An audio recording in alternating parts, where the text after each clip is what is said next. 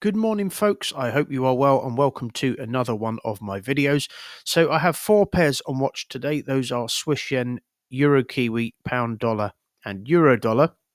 But just to say that I placed two trades yesterday, which were trades on pound Aussie and pound Kiwi. So we've got six pairs to get through today. So I'm really going to have to get on with this fast. So no messing around, and do excuse me if I speak a little bit more quickly than I otherwise usually would. Okay, so I'm going to break these pairs down for you now. So pound Aussie, right? I'm going to talk you through the two trades that I placed and then go on to talk about what I'm going to be looking for from the pairs which I haven't watched today. So the first trade which I placed yesterday was pound Aussie. Just to say, both of these trades turned out to be losses. We can't do nothing about that in trading. It is part of running a business. Expenses are part of running a business. If you think that you can find a strategy which doesn't produce losses, then you're in cloud cuckoo land, quite frankly. But without further ado, let's break these pairs down for you now. So I was looking at pound Aussie. We had the sharp move up, sharp move down, giving me a clue that this is likely where the liquidity was. We then wicked to this area, and we know that often these bullish wicks, these green wicks get filled, especially if they've wicked to and not above an area of value. We also have a near miss here to what happens to be the base of a piece of structure. So we can see we've got a piece of structure there. It just so happens to be the base of it. Price is more likely to gravitate towards the area if it happens to be the base of a piece of structure, and we also have a sharp move down and a sharp move up. So that also indicates that we may take out this low and take out this low as well. Okay, we then break above, which is typically what we see on the higher time frames. We break above, catch people on the wrong side of the market who believe what was previously resistance becomes support. We then break back down, and we get a series of impulse correction continuations. So on the lower time frames, I was looking at this. If we just drill down. So we had this 1, 2, 3 touch structure with a 1, 2, 3 middle section in it. You can see the three drives: first drive, second drive, third drive. So that gives me a clue that this is potentially completed, particularly when we have an impulse correction continuation within it. We then break above the last line in the sand. By last line in the sand, I mean, there's nothing above that until all the way up here. And if we pushed all the way up here, it would be disproportionate to that overall move down from here. The overall move down from the top of this to the base of this structure there. Okay, so that all makes sense as well. So we broke above, tapped out all the orders, pushed down. You might be thinking, well, this looks a bit corrective.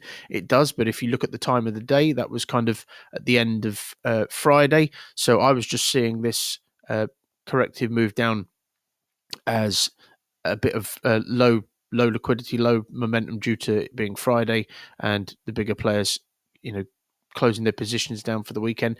But we'd done enough. Okay, if this corrective move down, just to touch on it, had fallen just shy. I don't know why that's gone into kind of line chart mode, but if it had fallen just shy of the area of value, then I would have been seeing this as a corrective move down for a move up to break the high and then a break back in. But because we'd already done enough, we'd already broken above, then all I'm looking for is a tight correction under here, which in this instance I was able to filter on the 15-minute chart.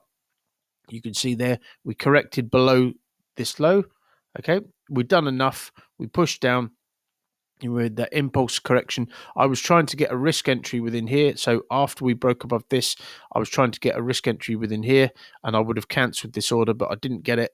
It just kept going and going.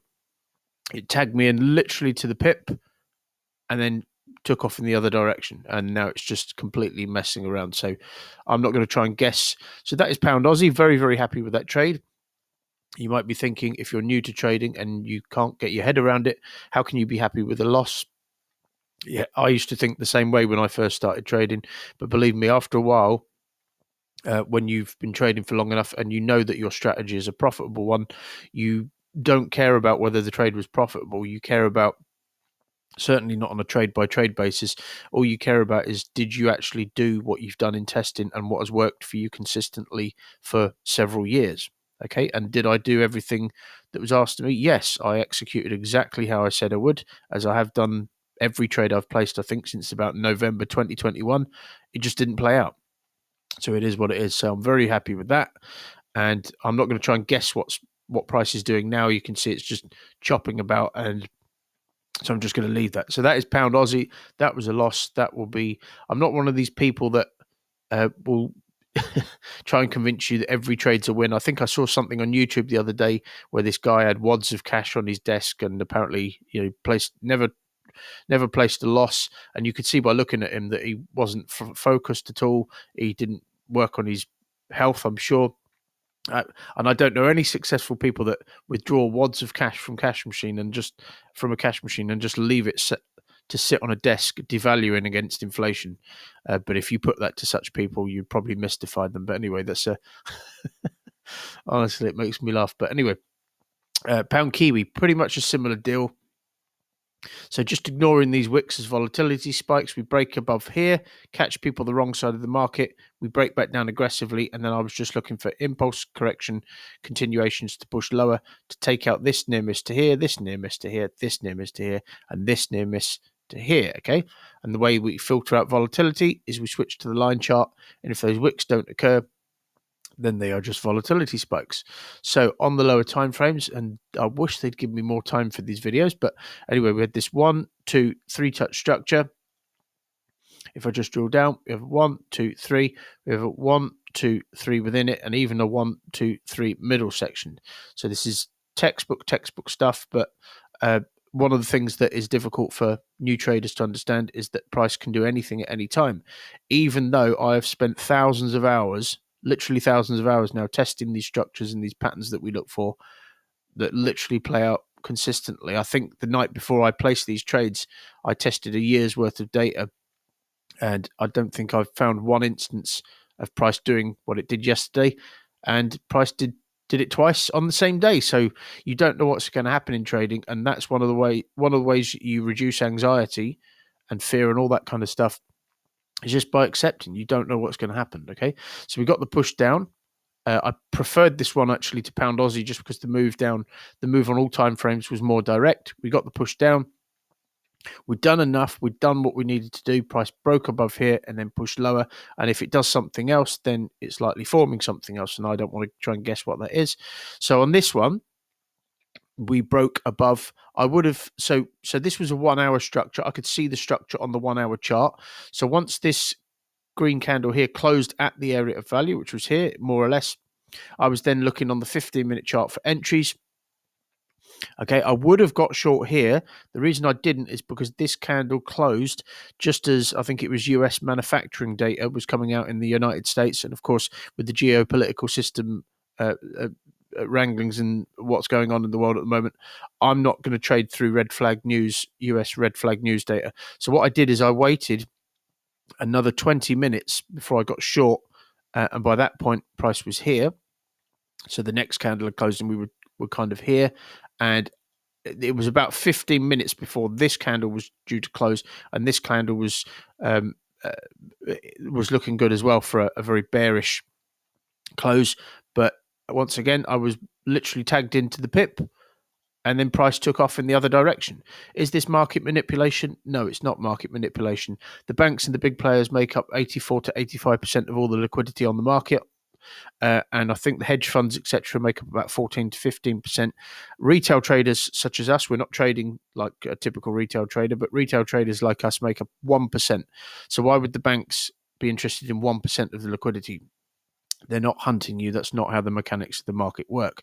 Okay, but it is the case that, as unlike with back testing, if you do have orders sat there and price needs to tag that liquidity to push higher, that's not being manipulated. But if it needs to take out that liquidity to push higher, then you are more likely in a live market environment to be tagged in and tagged out than you are in backtesting. And that's because, with backtesting, your order isn't sat here. So your order potentially doesn't need to be filled for price to move higher. Okay.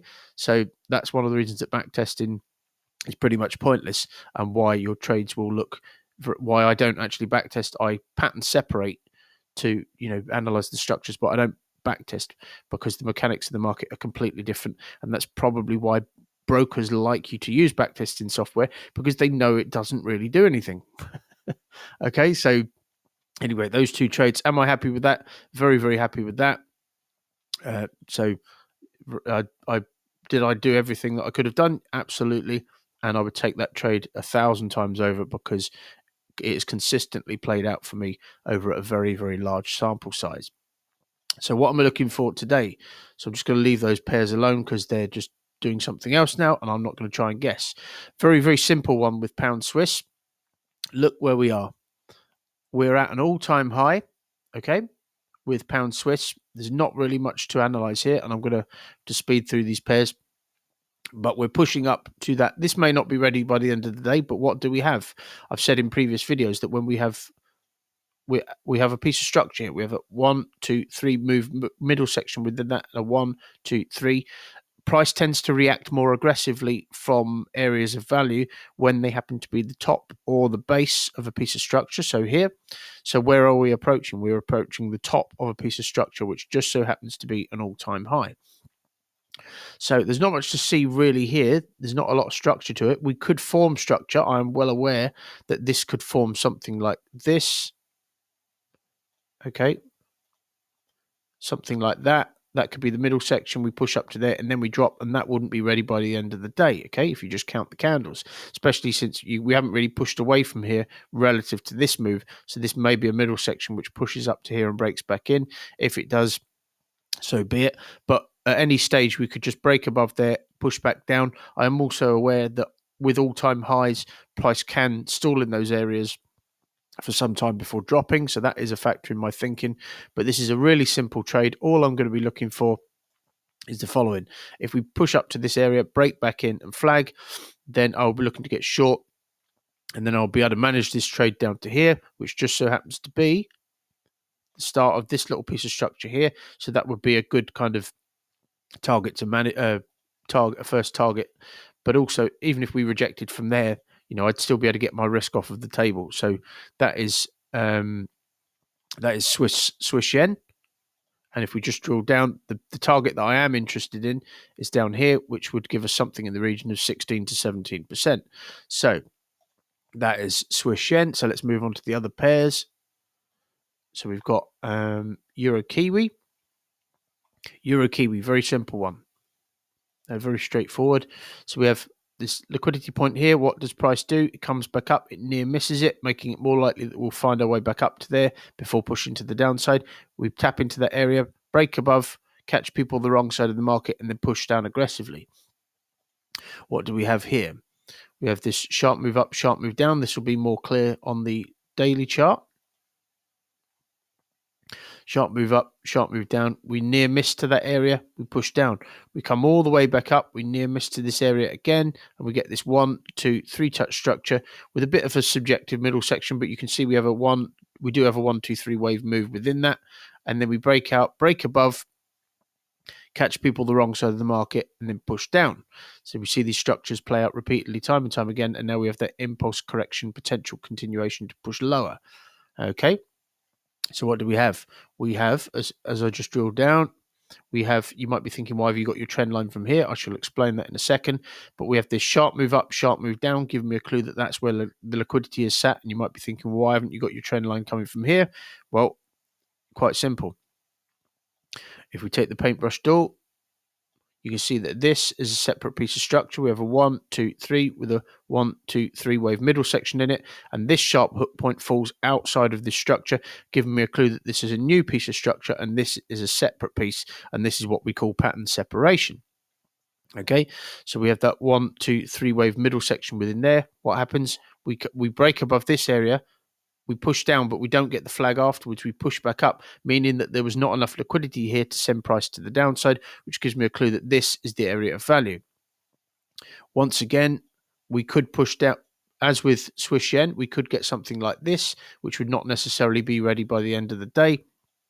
But also equally, we could get something like this, where we literally just break above. I think if we were going to break above, we would likely push a little bit higher.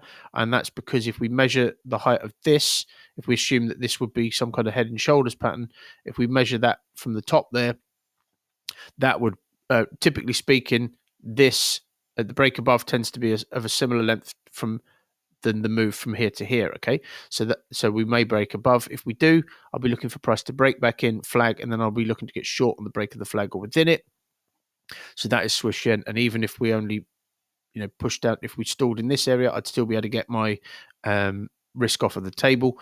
But what I'm interested in is the base of the piece of structure as my target for 8.81%. So that is Euro Kiwi. Pound dollar is a slightly different one. This is kind of a shorter term move. So on the higher time frames, you can see that we broke below here, washed everybody out, and broke back in. We then have this impulse correction continuation to the upside. We are looking for longer term moves to the upside to take out this near miss to here. However, we have tapped into, you can see we have tapped into, we near missed this sharp area of value there, which just so happens to be sat within this 1, 2, 3 touch structure.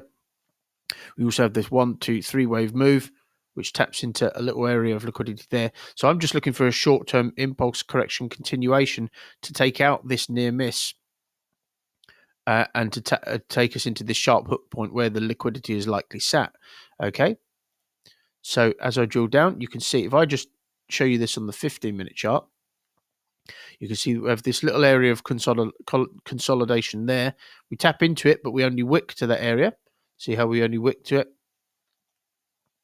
And we have it's a bullish wick as well. I've said before that these green wicks often get filled before price moves to the area, particularly when we near miss to them. Okay. So with all that being said, and you can see the structure there, what I'll be looking for is the following. I'll be looking for price to tap into this area, break above it, break back in and flag. And then I'll be out looking to get short on the break of the flag, and I'll be able to manage my trade down to this low here for something in the region of 5%. And if we take out that near miss and the low which is set below it, there will be something in the region of 12 to 13%, depending on the size of the flag. So that is pound dollar. It's lower down on my list because it's just kind of a, it's kind of a shorter term move that we may be able to capitalize on. So I'm going to take that off the chart now. And euro dollar, last up is euro dollar. Similar picture. But one of the reasons that this is lower on the list is because we've already tapped into, I did have a, where's my, there it is. Right, so we've already tapped into this area, okay? So these trades are less probable when we've already tapped into an area versus if we've near missed them like that, which was the case with pound dollar. But it's pretty much a similar deal, okay? On the higher time frames, we tapped into the last line of the sand, the last exchange of liquidity. We push up, and then we're looking for that impulse correction continuation to push higher. But in the meantime, because we've kind of tapped above, we've had this 1, 2, 3, which tapped above here. We could be capitalizing on a short-term move down to here to take out this low again, and then potentially reject from there and move to the upside. But this is again just a shorter term move. And on this one, you can see we've actually tapped into the area by way of full price action. However, we've moved down correctively. Okay, so it would be different if we'd broke above and moved down correctively. Then this would be more probable. But when we literally only tap into an area and move down correctively, then I want to see a bit more deliberacy. I don't know what that is. That must be an old forecast. So if I just unhide the latest forecast, what I'll be looking for from this pair today is the following. I want to see more of a convincing push down because this is not convincing. If we get a convincing push down, then I'll be looking for that. That would confirm to me that this is just a corrective wave and that we've dropped out of this corrective wave. And if we get the flag afterwards, then I'll be looking to get short on the break, but only if I can manage it to this low for 3%. If there's less than 3% on the table, then I'm not interested in this, and that's partly as well why it's lower on the list. Lower down on my list. We could break above, but just looking at this once again, even if we broke above from where we are, we would likely push above by sort of that distance. And if that was to happen on the lower time frames, we could be forming something different. So this is by no means my favorite, but just looking to see if we can just drop out and get a flag. And if I could get a decent risk to reward and potentially get a risk entry within the flag, which would increase the risk to reward, then I will place a trade on that pair. But We shall see. I'm just going to let that one do its thing. Thanks for watching, folks. I hope you're taking some value from this. And as I said, you'll get transparency from me and my videos, whether I take a win, a break even, or a loss. And that's the way I intend to do things. Speak to you soon. Thanks very much for watching.